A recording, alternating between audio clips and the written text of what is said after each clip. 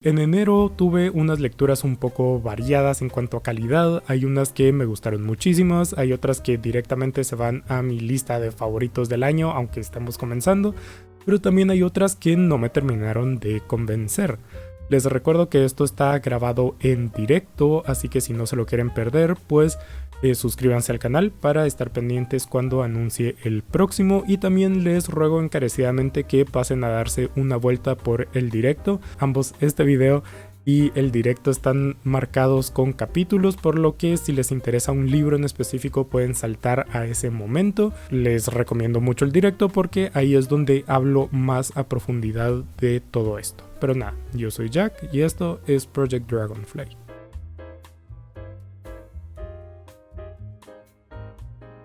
¿Qué fue lo que ustedes leyeron durante este mes de enero? Déjenmelo, díganmelo, coméntenmelo. Yo comencé el mes y el año leyendo una trilogía palestina del escritor evidentemente palestino, Ghassan Kanafani.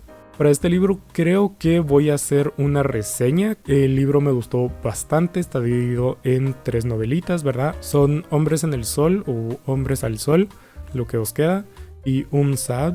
Como comentario general, pues honestamente me sorprendió, fue una sorpresa bastante grata porque obviamente sabía quién era Kanafani antes de leer estos libros, sabía que él escribió mucho con la intención política en mente, ¿verdad? O sea, podría tomarse esto como novelitas muy panfletarias, de muy como con una postura y una posición política muy definida, y que, o sea, no es de sorprenderse, ¿verdad? La posición en la que está Kanafani, el pueblo palestino en general, pues obviamente todo lo que van a escribir va a estar permeado de política, ¿verdad? Y obviamente la literatura es política.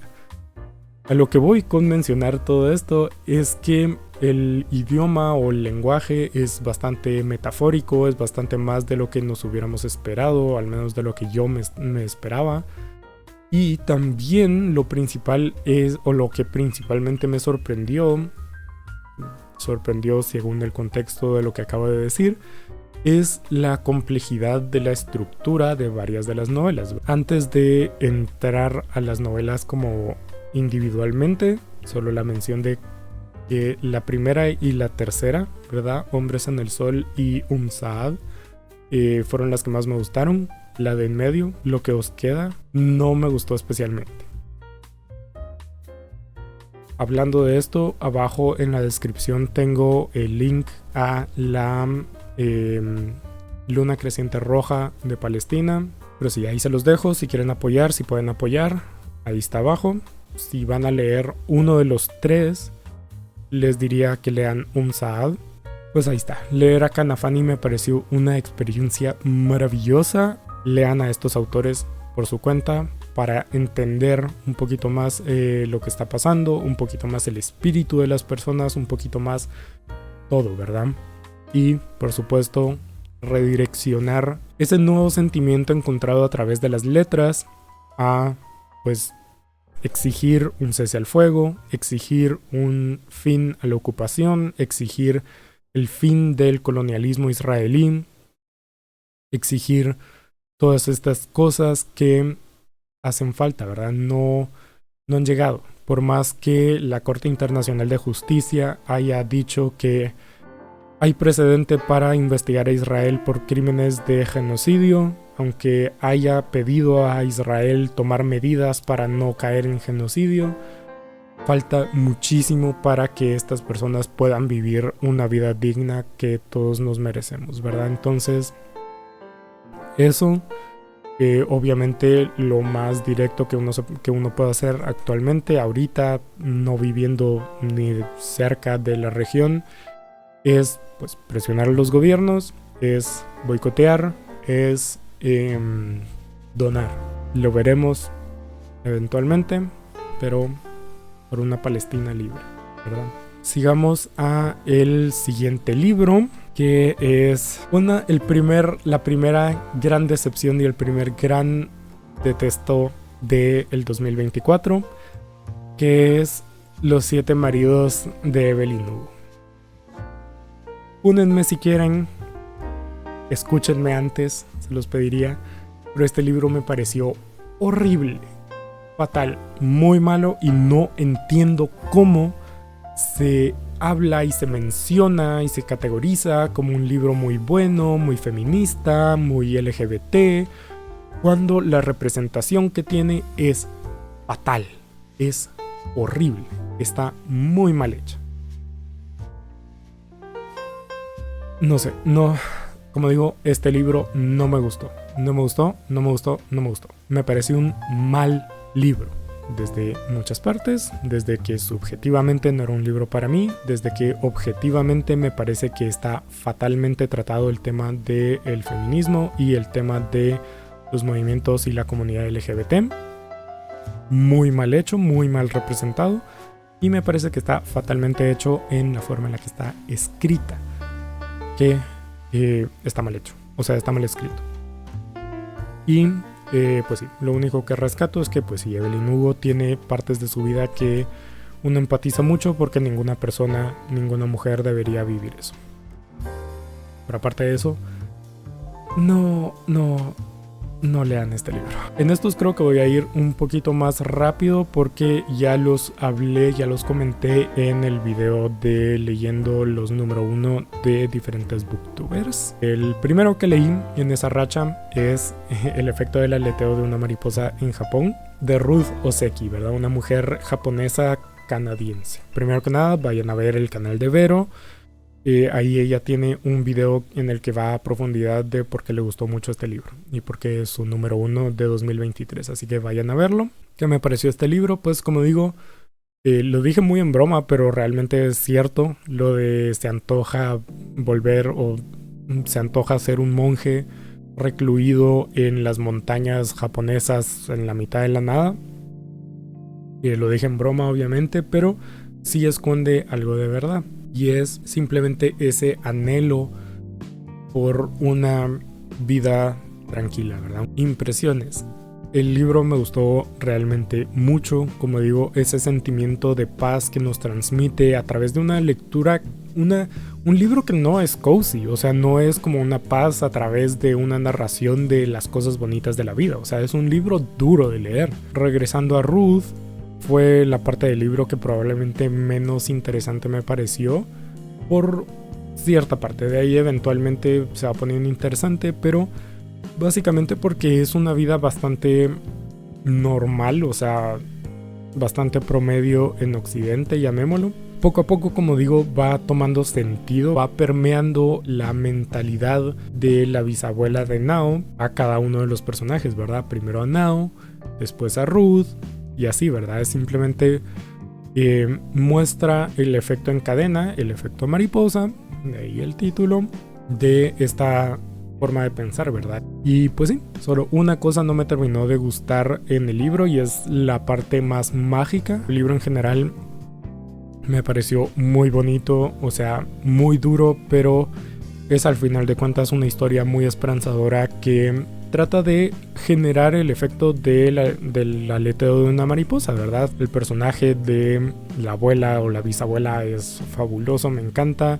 Nao le llega a tener muchísimo cariño a la pobre niña, que como sufre. Y pues sí, ¿verdad? Al padre también uno llega a tenerle mucha empatía. Y así es una novela, es una novela bastante larga, que me pareció muy bonita. Y pues sí, gracias Vero por recomendarla y ponerla ahí en mi radar y en el radar de todos, porque es una novela que vale la pena, ¿verdad? Estamos siendo parte del efecto del aleteo de la mariposa, ¿verdad? Lo leímos y estamos expandiendo su efecto a través de hablar de él. Pero sí, me pareció una muy buena novela. El siguiente libro que voy a estar hablando es uno bastante breve, que es A las 12:15, a las 12:15, El Sol, de la periodista guatemalteca Irma Flaquer. Es una recopilación de cuentos que tiene una historia, ¿verdad? Yo creo que la popularidad de este libro recae bastante en la historia del libro y de Irma Flaquer en general, porque era una periodista que trabajó durante la Guerra Civil Guatemalteca. Fue desaparecida en 1980. También este libro surge por un atentado que sufre ella. Sufrió, si no estoy mal, como 2 atentados antes de que la secuestraran y la desaparecieran. Uno de ellos, que fue el que la llevó a escribir este libro, fue un atentado con una granada. Ella iba manejando en su carro y eventualmente le tiran una granada al asiento trasero. Estalla, casi la mata, obviamente estuvo hospitalizada y pues al salir decide escribir este libro. Eso lleva a lo primero que tiene el libro, que es como una dedicatoria / primer cuento que se titula Para ti, mi querido asesino. Y eso me pareció una cosa tan fuerte. O sea, le dedica el libro a quien la intenta asesinar con una granada en el 68.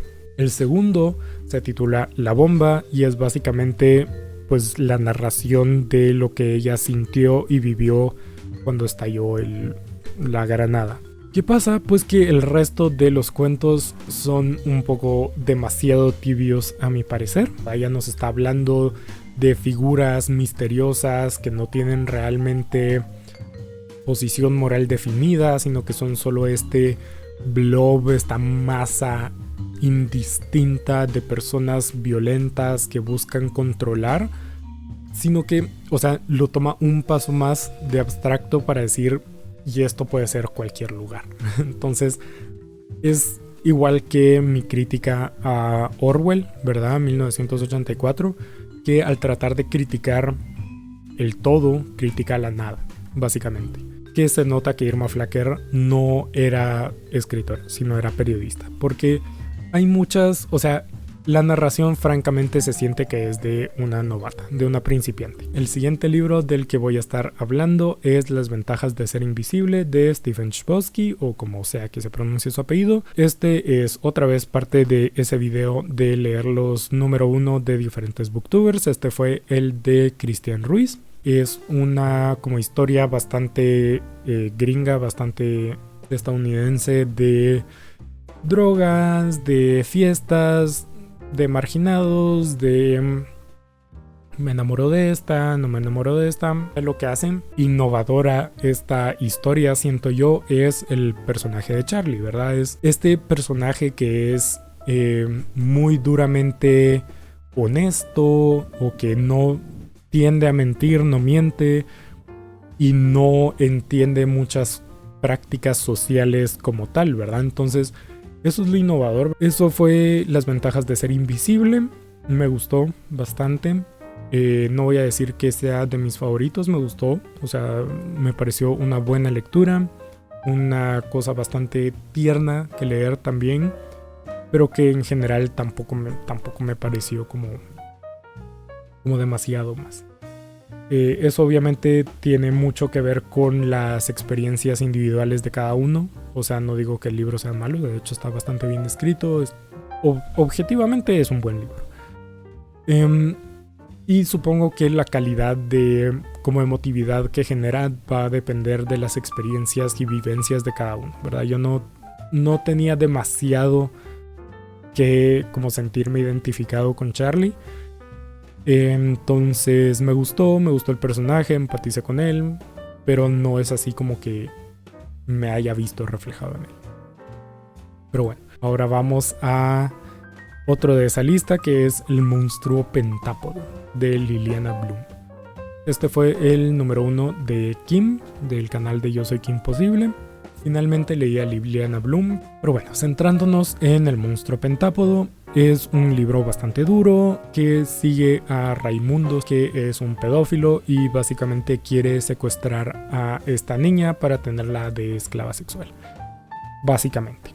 Y esa es toda la trama. No sé qué decir de este libro. O sea, está bien escrito. Eso creo que es innegable, que Liliana Bloom sabe escribir y escribe muy bien. Y escribe muy bien orientado a las emociones que quiere generar en sus lectores. Sí considero que el libro tiene unos problemas, y es que no profundiza mucho en nada. La crítica, asumo que para Liliana Bloom está implícita en la narración, o sea, se asume que es el lector el que tiene que hacer un juicio moral y que funcione como el fondo de la novela. Este recurso es una espada de doble filo. Siento una oportunidad algo desaprovechada de hacer algo más grande, de hablar más sistémicamente y a través de eso poner una valoración moral que creo yo necesaria en este libro. O sea, me parece una idea desaprovechada que podría haber salido algo muchísimo más profundo y algo que realmente tenga peso social, ¿verdad? O sea, este libro no voy a decir que no tenga, porque habla de un tema que tenga que ser hablado, ¿verdad? Idealmente, hablarlo bien y a profundidad. El resto, pues, qué sé yo, puede que sean solo exigencias mías que ya está, o sea, eso no es el libro y ya está. Pero el trasfondo psicológico de Raimundo creo que sí era un poco necesario. Pero bueno, dicho todo esto, o sea, estoy diciendo todo esto y no es de decir que el libro no me haya gustado. Porque como digo, Liliana Bloom escribe muy bien y hay algo que admirar a las personas que pueden provocar sentimientos fuertes en sus lectores. Pero sí me hizo falta. Ese fue El monstruo pentápodo, como digo, un poco a medias, ¿verdad? Y el que viene a continuación es mi favorito del mes, sin duda. Y es una belleza, que es Un lugar para Mungo del escritor escocés Douglas Stuart. Y este libro es que es una belleza. Este fue el número 1 de Marta del canal de la Biblioteca. Como dije, el libro me fascinó. ¿Por qué? Primero que nada es el contexto en el que estamos. Como dije, estamos en Escocia en un momento después de Margaret Thatcher, en un pueblo, en un barrio bajo. Genera la pobreza, o cómo se generó la pobreza y cómo vivieron esta gente, y sigue viviendo en varios aspectos, por las medidas neoliberales del gobierno de Thatcher. Pero eso también se ve muy ligado a el tema central de la novela, que es el género, la construcción del género y de la sexualidad. Eso es lo principal. Entonces me pareció muy interesante tener este contexto histórico económico para entender que el género no es algo simple, primero que nada. No es algo que nace del cuerpo únicamente, no es algo que, como, qué sé yo, sino que es algo, una red compleja que toma desde el mundo en el que vivimos al cuerpo que habitamos. Que pues sí, es muy muy muy interesante y es muy muy muy bonito el libro y es muy muy muy duro en ciertas partes. Ahí es una montaña rusa de emociones genuinamente y es un libro bellísimo. O sea, así de simple. Es un libro muy muy muy muy bonito, muy duro y sumamente interesante también. O sea, no es solo la narración, sino también el fondo. Está muy bien escrito también, obviamente. Esto, o sea, por favor, léanlo. Por favor, léanlo. Es fenomenal. El próximo en la lista es Beloved de Toni Morrison. Se pueden dar cuenta este mes que no tuve piedad con mi corazón. Está basado en esta historia de esta mujer que huye de la esclavitud y que la encuentran matando a su propia hija cuando la van a buscar para llevársela de regreso. Y sí, es una novela dura, muy compleja, no muy compleja, pero compleja al estilo de Toni Morrison, con muchas voces, con muchos movimientos por todos lados y sumamente interesante y maravilloso. Habla obviamente de la esclavitud, del trauma generacional, solidaridad entre personas marginadas y este tipo de cosas, ¿verdad? Y el centro, que es lo que comparte con esta historia de la esclava que mató a su hija, de preferir la muerte que la esclavitud. Hay elementos muy interesantes como el hecho de que el lugar o la granja, el lugar en el que esclavizan a Seth, sea Sweet Home, el nombre muy simbólico de que se propone como un lugar ideal. Juega muy bien esta idea de ponernos como la mejor granja posible, el mejor lugar donde estar esclavizados posible, con simplemente para decirnos así como es que no es suficiente, ¿verdad? Es ridículo pensar en que pues simplemente unas buenas condiciones de vida son suficientes para suplantar la libertad. Y que incluso en esas condiciones, antes muerto. Uno de los puntos que considero yo que Toni Morrison quiere hacer cuando nos plantea que estas personas están esclavizadas en un lugar ideal, de que todo esto es volátil. Si no hay una lucha por la libertad y una libertad asegurada a todos los niveles, las buenas condiciones son volátiles. No sé qué más decir. Es una belleza de libro. Por favor, lean a Toni Morrison, cualquier cosa que haya escrito esta mujer, porque Dios, qué mujer. O sea, wow. Y Beloved, una maravilla. O sea, wow. Y terminamos el mes en lecturas de narrativa con una pequeña decepción, que es Jackdaw de Dave Thompson. La otra cosa que trae este libro, y es que se centra en la figura de Francis Bacon, un pintor del siglo pasado que a mí me gusta muchísimo. Eso se promociona el libro como una obra que habla de los gajes del ser un artista, ¿verdad? De las dificultades, de lo autodestructivo que puede llegar a ser un artista. Con esa premisa ya tengo mis reservas, porque yo personalmente no considero bueno ni considero cierto el tropo de que todos los artistas somos almas perdidas, somos personas que sufren, somos todo esto. Y hay casos muy grandes en los que pues sí, Francis Bacon es específicamente uno de esos casos, sí. ¿Y qué me pareció o por qué me decepcionó un poco la novela? Primero que nada porque este cliché de una novela sobre un escritor que no puede escribir dicha novela me cansa un poquito. No es muy interesante porque muchas de las cosas que pasan es que termina llenándose de un montón de relleno. Y de ahí es que simplemente siento que está muy desaprovechado la premisa, ¿verdad? Como digo, un psiquiatra no occidental explorando a Francis Bacon suena como la receta al éxito. Pero no es nada de eso. No es nada de eso. O termina creando una imagen de Bacon simplemente como un desviado. Entre esas dos partes, ¿verdad? La incomodidad de recurrir a este tipo de situaciones para transmitir cierta idea, ¿verdad?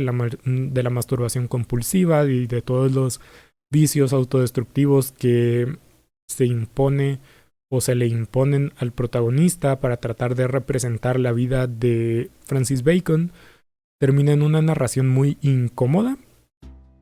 Y la representación de Bacon me pareció muy mal. O sea, no me parece una buena representación y, como digo, hasta cierto punto una falta de respeto a quien fue Bacon como persona. Como digo, a mí Bacon me gusta muchísimo, entonces lo que me llevó a este libro, ¿verdad? El explorar a Bacon, también es lo que más me repele del libro ahora que lo leí, ¿verdad? En una palabra, fue una idea sumamente interesante, pero mal llevada. Y que termina mal caracterizando a Francis Bacon. Y pues sí, una pena.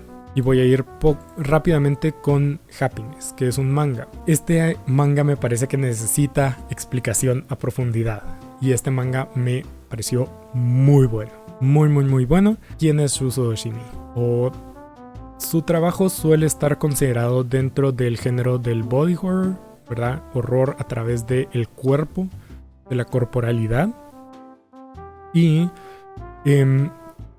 suele hablar mucho de identidad sexual e identidad de género. Muchas de sus historias, él también es el que escribió Aku no Hana, Las Flores del Mal. Son historias de crecimiento, ¿verdad? Con personajes adolescentes y a través de su corporalidad muestra horror.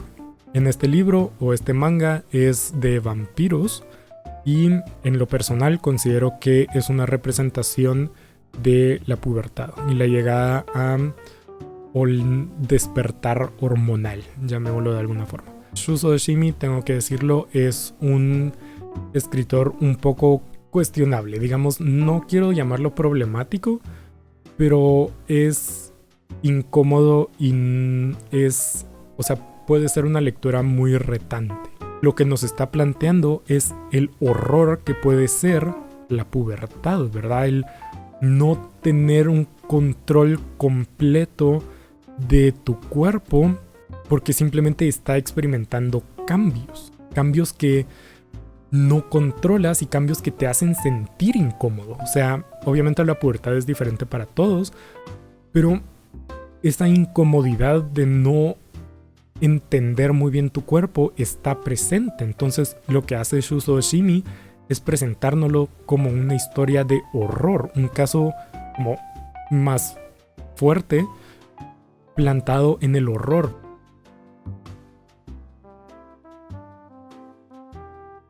Pero este manga me pareció fabuloso con esa interpretación. Como digo, puede que la interpretación sea completamente errónea y yo estoy sacando aquí cosas que no son. Como digo, conociendo un poquito de Shuzo Oshimi, considero que no es una interpretación muy loca, sino que tiene lógica. Y pues sí, si no se toma desde esta perspectiva, pues es una historia muy incómoda de vampiros y que tiene su entretenimiento, pero considero yo que el mayor peso está centrado en esto, lo cual hizo que me pareciera un manga sumamente interesante, fascinante de leer. No es un manga para todo el mundo, como digo. Shuzo Oshimi en general no es un mangaka para todo el mundo. Léanlo si consideran que pueden navegarlo. Pero bueno, ya está. Esas fueron todas mis lecturas. Otra vez más, si me quieren compartir cuáles fueron sus mejores lecturas del mes de enero, pues adelante.